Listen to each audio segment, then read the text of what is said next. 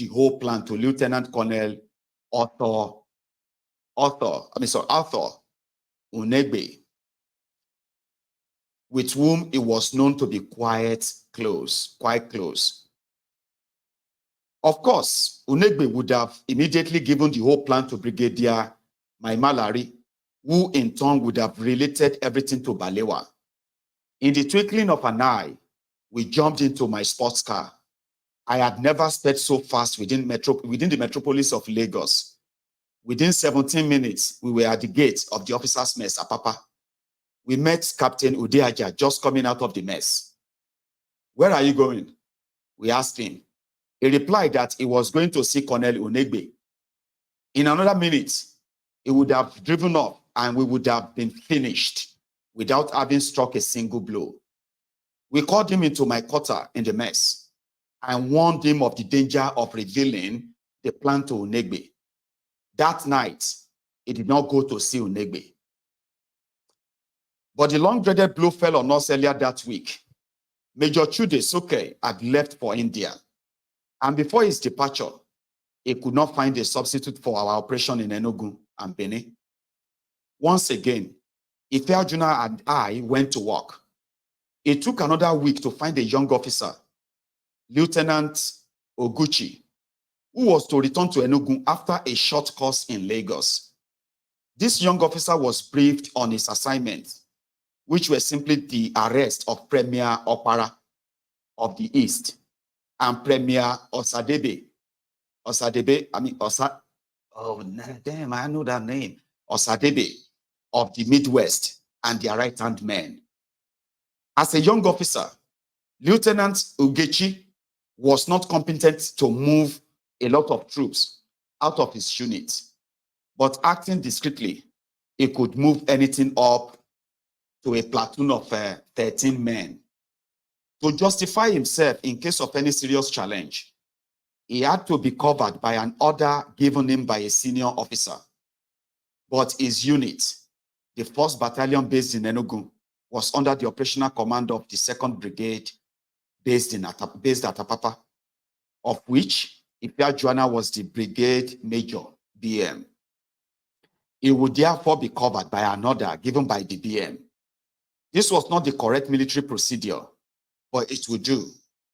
Hence, the subaltern was given written orders to carry out the operation on the H hour of the D-Day. Lieutenant Oguchi took the order and promised to comply. This young officer left Lagos on January 13, just about the time the D-Day was fixed. He therefore had the correct idea of our final timing.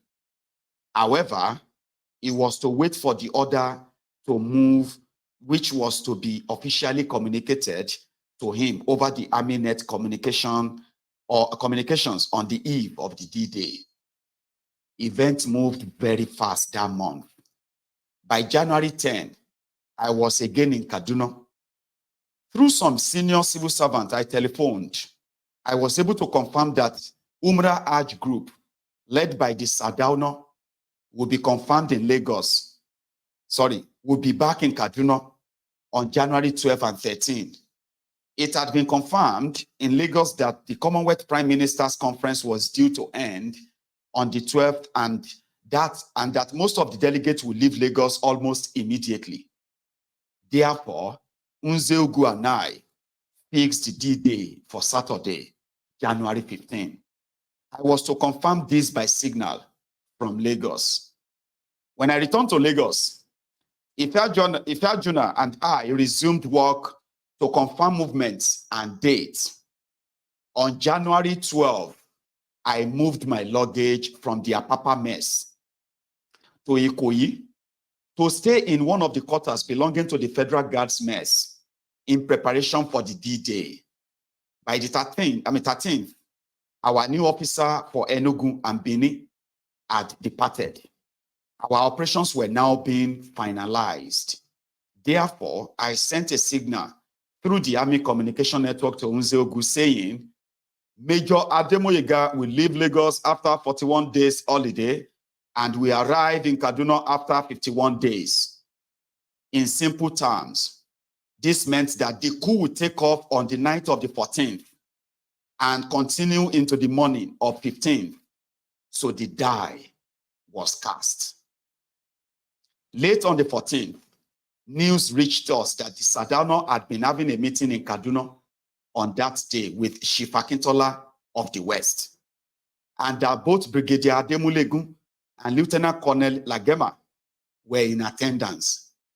It was obvious to us that they might be putting final touches to their planned walloping of the West, but we felt confident that we were already one step ahead. That is the end of chapter 4. Thank you so much for listening to me and listening to this like you did yesterday. But remember, you need to share it as many times as possible. Get it across. A lot of us will probably prefer to sit down and just listen to this than sit down and read it ourselves. But if you do want to buy this book, to own a copy, and you are in Nigeria, I have been told you can get this from any bookshop, major bookshops in Nigeria, while we struck. And online too. I recommend you buy it and get it sent to you from Nigeria, from the main bookshops. They are ripping people off online. The first time I attempted to buy this book, it was priced 660 something pounds. I was like, why? So I never got it until a member of this platform ordered us one from Nigeria and delivered here. But if you enjoy just listening, then you are welcome to my party. You're welcome to the temple. Right. Let us now continue and to chapter 5. The H hour by which all actions must commence had been fixed for the 0200 hour. That is 2 a.m. January 15. The officer who was to execute the plan in Enugu and Benin had left Lagos on the 13th and had only to be notified to carry on within the early hours on the 15th. The officer who was to operate in Ibadan was based at Abeokuta. He too was a relatively young officer, although he was commanding his own unit, which was the 2nd Field Battery, or 2 Field Battery, they called, a unit under the command of a 2nd Brigade. Captain Nwobosi had reported to Lagos early on the 14th and obtained written orders from Ifeajuna, commanding him to carry out the Ibadan operation. Again, this did not follow the laid-down procedure, but served as a cover. Nwobosi returned to Abeokuta before nightfall. His own unit, which was newly formed, had no transport. Therefore, he went to the 2nd Reconnaissance Squadron in the same barracks, pretending that he had a genuine message from Major Obienu, the squadron commander. He told the squadron captain, Remawa, to supply him with a Land Rover and a 3-ton truck. The latter did. Before midnight, Nwobosi and his second in command were ready to move with about 25 of their battery men. At midnight, Nwobosi was waiting by the telephone to receive the final order from Lagos to move. At about 2300 hours, 11 p.m., a group of officers were assembled at the military quarter of Major Ifeajuna at Apapa. This included officers who took part in the planning of the coup, namely Ifeajuna, Anuforo, Okafor Shukuka, and myself. With us were a number of young officers, captains, and subalterns who had only just been summoned from the officers' mess for the operations. Not more than 2 of them had previous knowledge of the operation.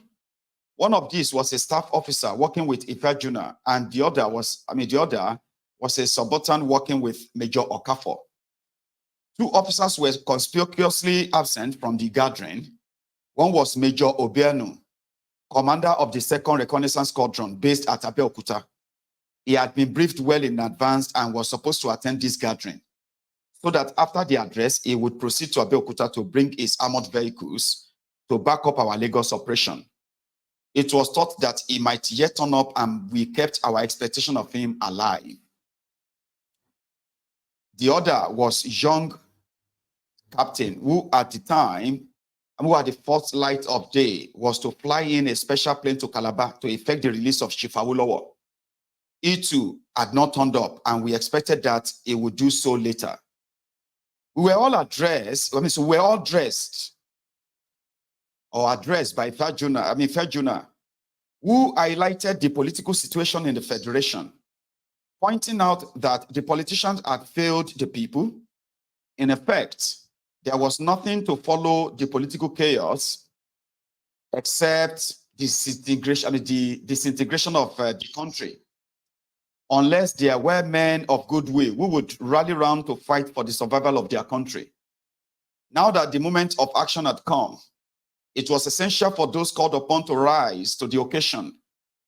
The response of the young officers was enthusiastic and almost unanimous. Only one captain asked to be excused, but he was soon persuaded to stay. After this, officers were allocated to their various duties.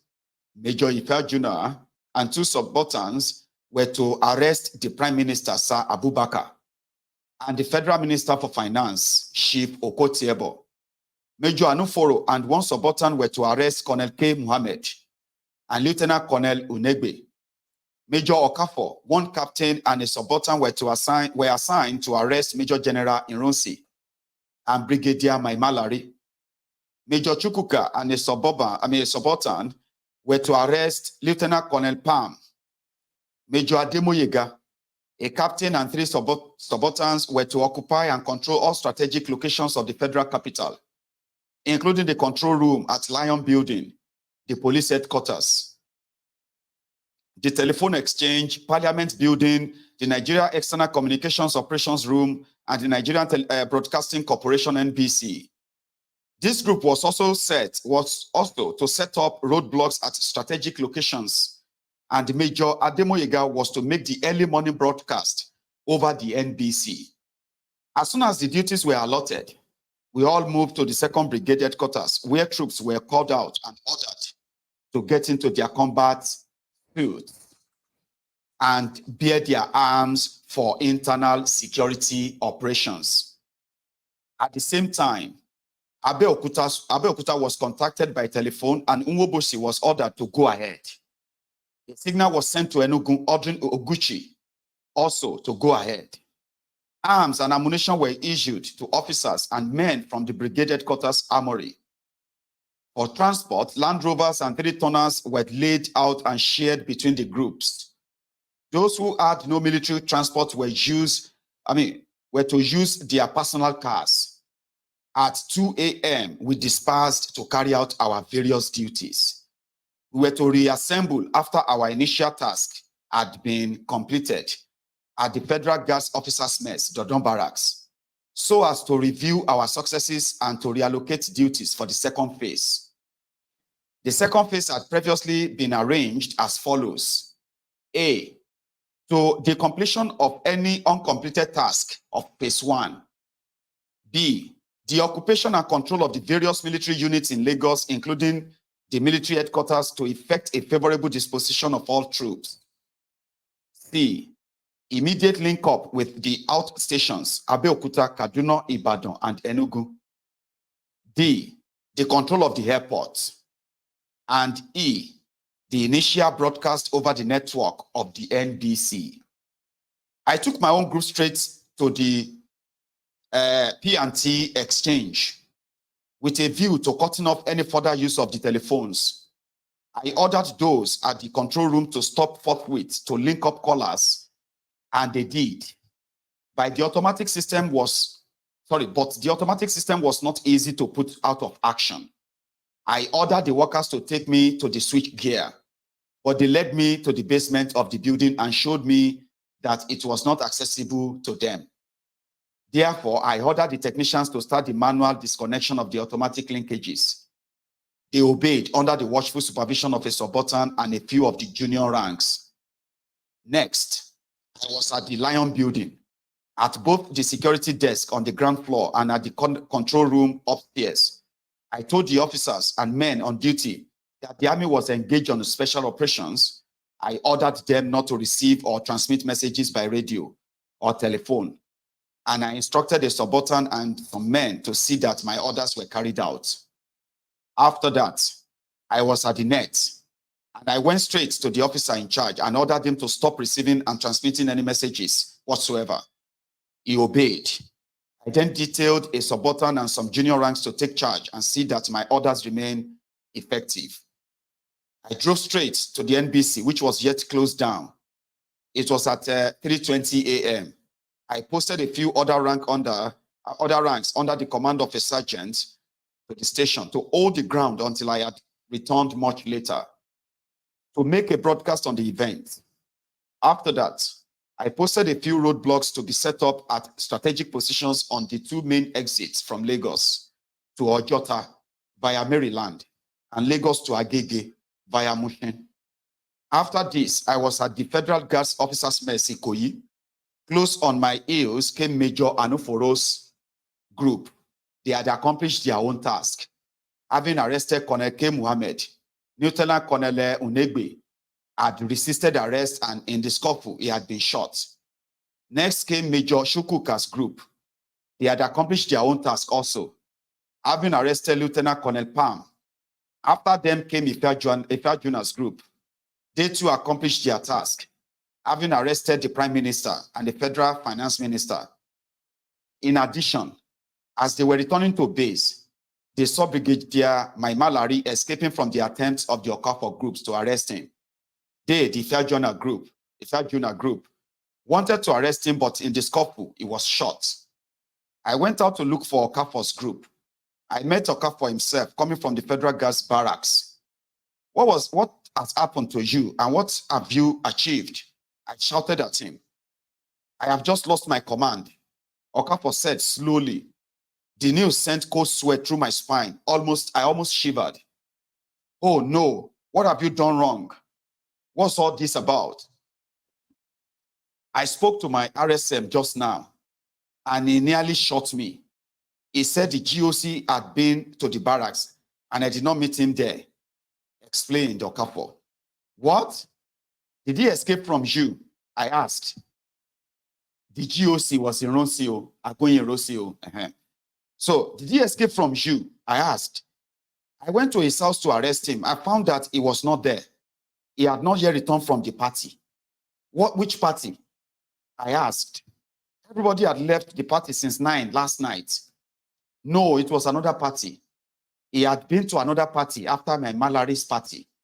Now he had been in here. He commanded the troops not to take any orders from me. And none of them would obey me now.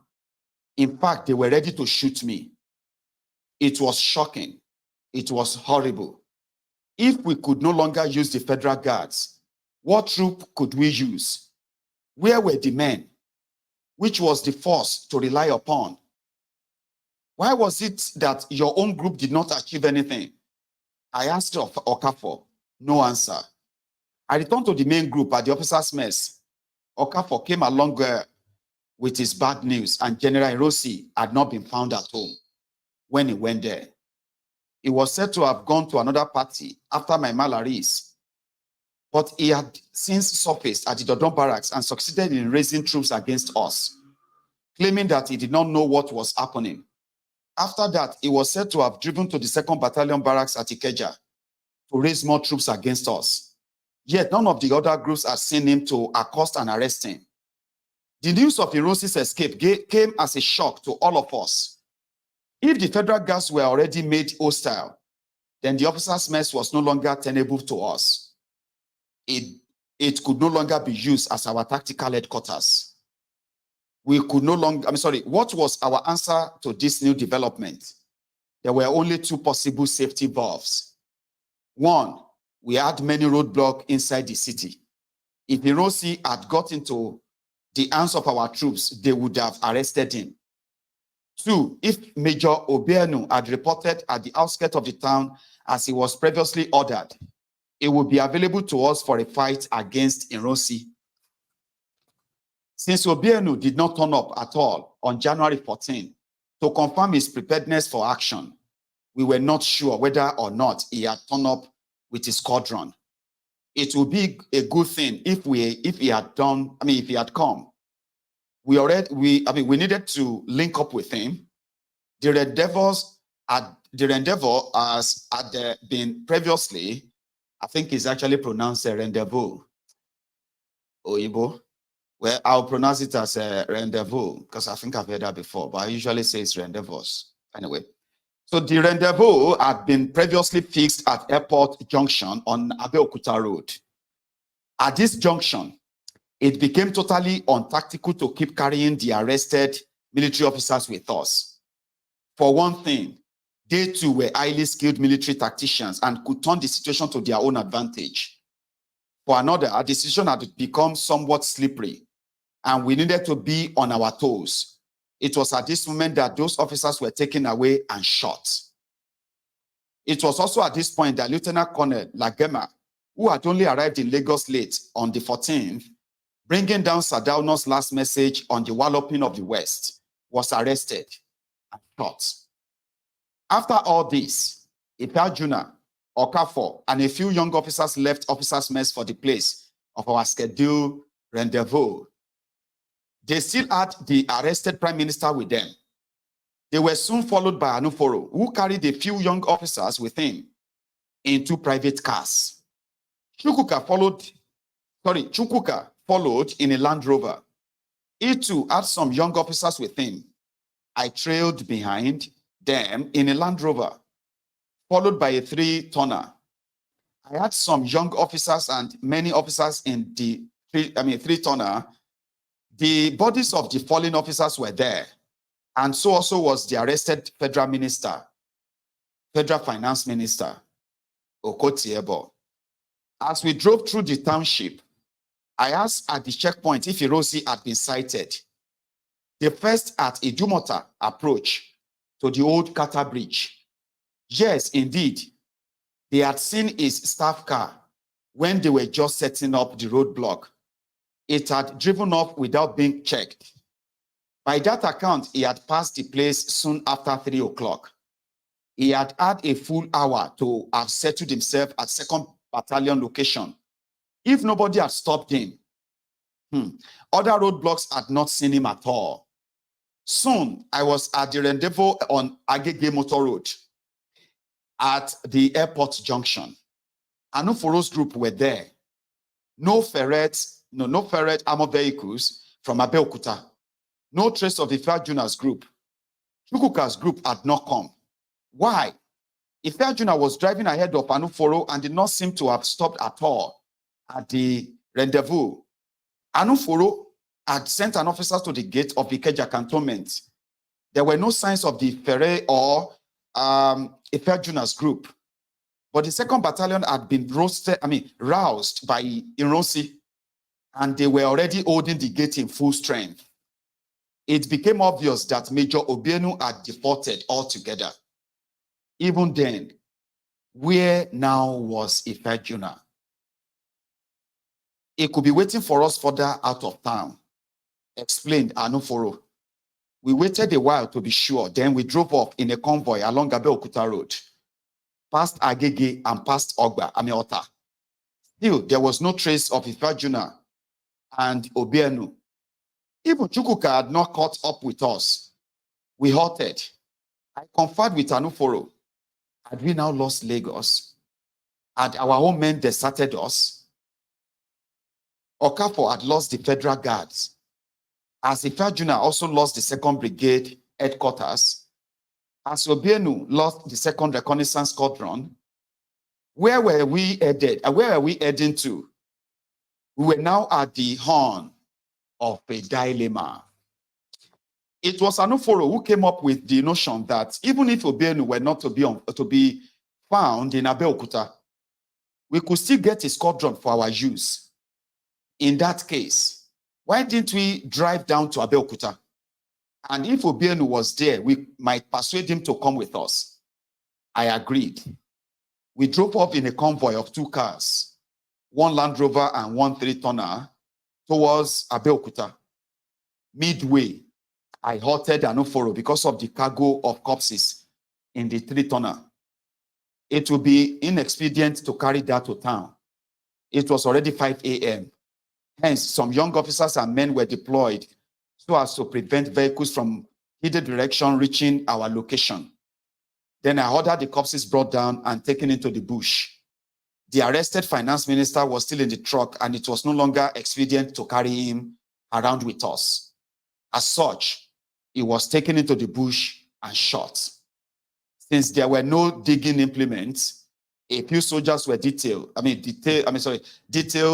to remain there on guard till digging implements were brought to bury the bodies. The convoy moved again. It was 6:30 in the morning when we made Abeokuta barracks. Obienu was not found. He had not returned to station since the previous day and left no orders for troops deployment. Anuforo used his former position to get troops mobilized without waiting for a formal order from their own commander or from the brigade headquarters in Apapa. We now had a troop consisting of 4 ferrets in our hands, and we were ready to return to Lagos for further actions against Ironsi. While the ferret got ready, some young officers left with digging implements to the site of the corpses and organized their burial. They then waited nearby till we arrived, and together we drove to Lagos. The cars were in front, the ferrets followed. The Land Rovers and 3-tonners were behind. Anuforo and I rode in the ferrets, each of us commanding a pair of them. There was no squadron officer with us, a subaltern. There was 1 squadron officer with us, a subaltern rather. It was in one of the ferrets. A convoy movement was never the fastest thing in the world. It was about 11 o'clock before we made Lagos. Now, there were more roadblocks, all loyal to Ironsi, and with orders to arrest unfriendly forces, who in fact were unfriendly forces. There was no clear definition. News soon reached us that some of our officers had been arrested. So what was our immediate mission? This was quite clear to us, to get Ironsi. But now that we were in Lagos, where exactly was Ironsi? Some said Ikeja. Some said he had passed through to Apapa. Yet others said that he had returned to Ikoyi. We made straight for Ikoyi, while the young officers in the cars were sent around to bring us news. So we were in Ikoyi. I observed that the NBC was now occupied in bigger strength. I approached the gate and was told that a certain broadcast had been made in the morning, and that since then, nobody had been allowed to go in. The GOC was not around either. A little further away, there were new troops at the entrance to the officers' mess. The troops had orders not to allow anybody to go in. But again, the GOC was not there and had not been seen around. Once more, I inferred with Anuforo. We considered the effect of shooting our way into the NBC to make a broadcast to the nation that the army had taken over. This would immediately bring about an open clash between us and the reactionary forces of Ironsi. The only objection to this was that we did not have revolutionary troops with us, and it would therefore be unwise to start an open fight. On the other hand, we could not contact Kaduna or Enugu since we had no access to army signal network, and the public telephones had been disrupted. We decided at once to leave Lagos for Ironsi. It was quicker to make Enugu than Kaduna from Lagos. As such, we decided to drive to Enugu in the ferret, so that if our own troops had been successful there, we could contact Kaduna. Now, it was already midday. Ironsi was not yet located, but it was known that he had summoned troops from Ibadan. No news about Enugu, and no news about Kaduna. The young officers who were formerly with us were now flung afield. Some still fished for news for us. Some were back in their unit, and others had already been arrested by troops loyal to Inrosi. Most of what we knew were by interrogating the troops around the NBC and the Federal Gas Officers Mess. They freely answered our questions, assuming that we were on Inrosi's side, because we simply sat on the ferret as if newly summoned from another station. Nevertheless, those troops held their ground firmly. If we tried to enter into any of the positions into any military barrack whatsoever, we would have had to shoot our way in. The situation had become